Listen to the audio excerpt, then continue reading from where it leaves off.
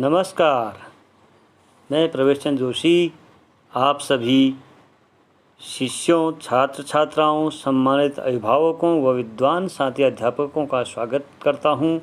आप सभी सुखी रहें, निरोग रहें। आशा है आप सभी कुशल पूर्वक होंगे। अब हम कक्षा 9 पाठ्यक्रम क्षितिज हिंदी की पाठ्यपुस्तक का जो है अवलोकन करते हैं। गद्य खंड में चलते हैं, गद्य खंड की ओर। गद्य क्या है, गद्य किसे कहते हैं, इस पर विद्वानों की जो राय है, विद्वानों के जो शब्द हैं, उनको मैं ज़रा कोट करना चाहता हूँ, समझाना चाहता हूँ। गद्य जीवन संग्राम की भाषा है, सूर्यकांत त्रिपाठी निराला जी का कहना है। यदि गद्य कवियों की कसौटी है तो निबंध गद्य की कसौटी है। भाषा की पूर्ण शक्ति का विकास निबंधों में ही सबसे अधिक संभव होता है। ये कहना है आचार्य रामचंद्र शुक्ल जी का। कहानी ऐसी रचना है जिसमें जीवन के किसी अंग या किसी एक मनोभाव को प्रदर्शित करना ही लेखक का उद्देश्य रहता है। उसके चरित्र, उसकी शैली, उसका कथा विन्यास सभी उसी एक भाव को पुष्ट करते हैं। ये प्रेमचंद जी का कहना है, जो कथा सम्राट हैं। अच्छा गद्य लिखने की कला चीज़ों को उनके सही नाम से पुकारने की कला है।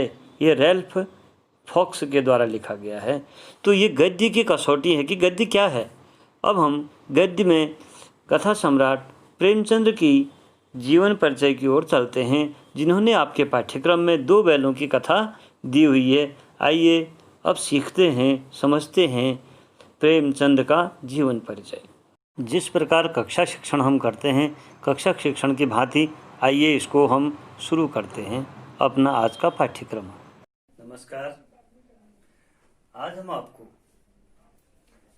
कक्षा 9 में हिंदी का जो गद्य खंड हमारा छूट गया है, आज हम उसको बताते हैं। पद्य खंड हमने पहले इसलिए कराया आपको ताकि गद्य आप कहानी पढ़ करके प्रश्न उत्तर बना सकते हैं, अर्थ समझने का प्रयास कर सकते हैं सरलता पूर्वक। लेकिन पद्य में जरा कठिन होता है, तो हम गद्य की ओर चलते हैं। प्रथम पाठ जो आपके उसमें है पुस्तक में, यह है प्रेमचंद। लोग प्रेमचंद्र कहते हैं। जरा ध्यान दीजिए, इधर मेरा एक ही निवेदन रहता है कि शुद्धता पर हमारा विशेष ध्यान देना है। हिंदी पढ़ने और सीखने का साफ अर्थ यह होता है, या किसी भी भाषा को पढ़ने, सीखने, समझने का साफ अर्थ। प्रेमचंद देखिए, आप ये मैं प्रशिक्षण भी जब अध्यापकों को कराता हूँ, बहुत बार मैं देखता हूँ प्रेमचंद्र बोलते हैं, तो मैं कहता हूँ ये देखो इसमें से कौन सा सही है। तो ये चीजें सीखने की हैं। मैं किसी की आलोचना नहीं कर रहा, बल्कि ये कहने का तात्पर्य है कि हम शब्दों को सही ढंग से देखते नहीं है। हमारे सामने से गुजर जाते हैं, वो मंजर सामने से गुजर जाता है और चित्र दिमाग में थोड़ा सा रहता है। वही बात आती है कि प्रेमचंद लिखा होता है, लेकिन उसके बाद भी जो है अधिकांश विद्वान जो है और अधिकांश छात्र जो हैं वो प्रेमचंद्र कहते हैं। मैंने इसी प्रकार से राहुल सांस्कृतायन एक शब्द अभी आगे आएगा, उसमें भी लोगों को हमने सांस्कृतायन शब्द पढ़ते हुए लिखते हुए सुना है। राहुल सांस्कृतायन कहते हैं, सांकृत्यायन होता है। तो हम उस पर चर्चा करेंगे। पहले हम आज आपको प्रेमचंद्र का जो जीवन परिचय है इसके बारे में बताते हैं। इनका जन्म 1880 बनारस के लमही गांव में हुआ है। ये बनारस काशी। उनका मूल नाम धनपत राय था और प्रेमचंद का बचपन बड़े अभावों से बीता है। इन्हीं अभावों में इन्होंने जैसे तैसे बीए तक की शिक्षा ग्रहण की और बहुत बढ़िया पढ़ते पढ़ते ही ये जो है अच्छी नौकरी पर लग गए। इंस्पेक्शन में लगे, इंस्पेक्टर बन गए एजुकेशन डिपार्टमेंट के, शिक्षा विभाग के। लेकिन असहयोग आंदोलन और गांधी जी के संपर्क में आने से इन्होंने जो है सरकारी नौकरी से त्यागपत्र दे दिया। उसके बाद इनका जो है लेखन कार्य चलता रहा। तो लेखन कार्य में इनका बड़ा हुआ है शेजो वतन, इनकी एक पुस्तिका है जिसको अंग्रेजों ने उस समय जब्त कर दिया था। शेजो वतन इनकी एक महत्वपूर्ण कृति है उस समय आजादी के परवानों के लिए, और आजादी के एक दस्तावेज उसको हम कह सकते हैं। वो इतना वो रहा, उसने आजादी की क्रांति इस प्रकार दिलाई कि अंग्रेजों को उसको जब्त करना पड़ा। तो कुल मिलाकर के चलो बात की बात है, आपके कोर्स में जो है हम उस पर चलते हैं। इनकी मृत्यु 1936 में हुई और प्रेमचंद्र की मुख्य कहानियां हैं वो मानसरोवर में 8 खंडों में विभाजित हैं। अर्थात मानसरोवर के 8 खंडों में उनको समाहित या संग्रहित किया गया है। वो संकलित है उसमें 8 भागों में। मानसरोवर नाम रखा है, कहानियों का वो संग्रह है। इतना समझ में आ रहा होगा आपको। फिर इनकी जो मुख्य जो है प्रमुख उपन्यास है प्रसिद्ध, जो देशभक्ति, सामाजिक चेतना, धार्मिक विमर्श, स्त्री विमर्श, दलित विमर्श, गरीबी, अमीरी, उच्च वर्ग, शोषित वर्ग, इन सब विषयों पर लेकर के, देशभक्ति को लेकर के, हर प्रकार के विषयों को लेकर के इन्होंने अपने उपन्यास, कहानियों में तो है ही, उपन्यास भी इस प्रकार से बनाए हैं, जिनमें प्रमुख है सेवा सदन, प्रेमाश्रम, रंगभूमि, कायाकल्प, निर्मला, गोदान, गबन, कर्मभूमि आदि इत्यादि काफी इनके उपन्यास इस प्रकार के रहे हैं। और इन्होंने हंस और जागरण, माधुरी, ये 3 पत्रिकाओं का इन्होंने संपादन भी किया।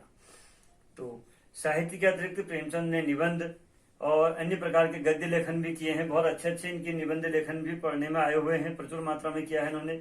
इनका जो साहित्य है वो सामाजिक परिवर्तन का एक सशक्त माध्यम माना जा सकता है। सशक्त माध्यम मानते थे प्रेमचंद साहित्य को सामाजिक चेतना के लिए।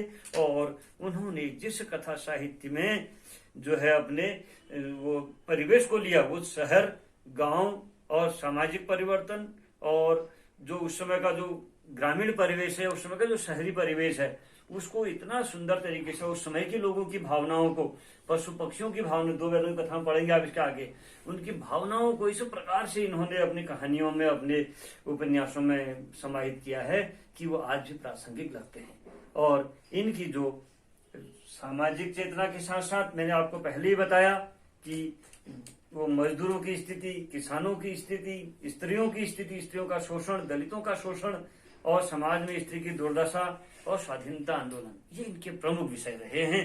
इन्होंने जो आपके पास कहानी आने वाली है 2 बैलों की कथा आगे, वो बिल्कुल उस समय के आजादी के समय के दीवानों की कहानी 2 बैलों के द्वारा इन्होंने बड़े मार्मिक और बड़े साहित्यिक तथा समाज के निम्न वर्ग से लेकर के उच्च वर्ग की जो भावनाएं होती हैं और गांव का परिवेश जो होता है उस पर लेकर के उन्होंने बहुत शानदार तरीके से, और एक छोटी सी बालिका के जीवन में क्या रहता है, माँ का महत्व दिखाते हुए आगे कहानी में लिया है। तो हम इनकी इस पर चलते हैं। बाकी इनके अगर रचना संसार की बात करते हैं तो इनकी भाषा में जो है मनुष्य ही नहीं, पशु पक्षी भी हैं, मैंने जैसे आपको बताया, वृद्ध बुजुर्ग भी है, बूढ़ी का किंग, बहुत अच्छी रचना है। तो इसमें बड़ी आत्मिकता दिखता है, स्वाभाविक आत्मिकता दिखाई देती है। बड़ी से बड़ी बात को सरल भाषा में, मुहावरेदार भाषा में और शुद्ध देशज भाषा में, और उसके साथ जो अन्य भाषाएं चलती हैं उन भाषाओं का भी इन्होंने, अर्थात विदेशी भाषा, तत्सम शब्द, इनका प्रयोग किया है। प्रयास इन्होंने ये किया है कि हमारी जो भाषा हो वो भाषा शुद्ध ग्रामीण हो, सरल, सजीव, मुहावरेदार भाषा जिसको, और अरबी, फारसी, अंग्रेजी का इन्होंने प्रचलन, जैसा मैंने कहा, विदेशी शब्द का प्रयोग किया है कुशलतापूर्वक। तो हम चलिए अब इसका संक्षिप्त यहाँ पर दिखाते हैं आपको। जन्म सन 1880, बनारस के लमही गांव में। ये संक्षिप्त आपको याद करने के लिए है। मूल नाम धनपत राय, शिक्षा BA तक, अभाव से गिरे होने के कारण मैंने आपको बताया, पारिवारिक परेशानियों के कारण ये नहीं पढ़ पाए, लेकिन फिर भी बहुत अच्छा इन्होंने अध्ययन किया। व्यवसाय, इनकी व्यवसाय में सरकारी नौकरी की इन्होंने, लेकिन असहयोग आंदोलन के कारण इन्होंने जो है आजादी के लिए त्यागपत्र दे दिया। इनकी मृत्यु सन 1936 ईस्वी में हुई।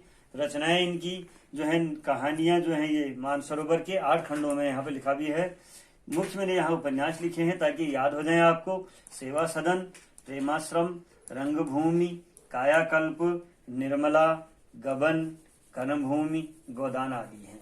और इसके अलावा मैंने आपको बताया हंस, और क्या कहते हैं, हंस के साथ वो जागरण, माधुरी, इनका भी इन्होंने जो है वो कराया है, क्या कहते हैं, संपादन किया है इन पुस्तकों का।